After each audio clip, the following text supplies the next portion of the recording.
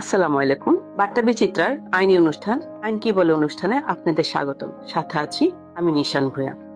বার্তা বিচিত্রার ইমেইলে এক ভাই জুয়েন থেকে জানতে চেয়েছেন, তার নাম হচ্ছে কাউসার আহমেদ কিং খান। তিনি জানতে চেয়েছেন যে অ্যালকোহল আইনে নতুন কোনো পরিবর্তন এসেছে কিনা এবং অ্যালকোহল আইন অনুযায়ী কারা মদ পান করতে পারেন। জি, অ্যালকোহল আইন 2022 অনুযায়ী তারা মদ পান করতে পারেন।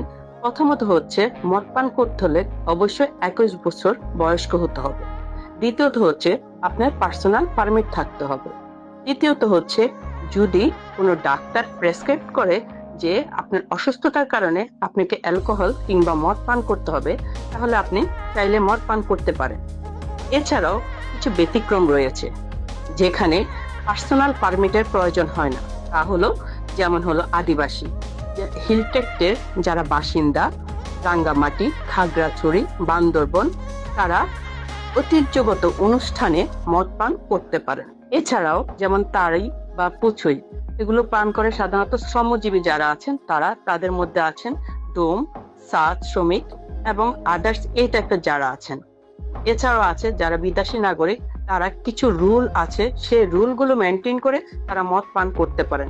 আমরা পরবর্তী সেগমেন্টে এই ব্যাপারে বাকি আলোচনা করব।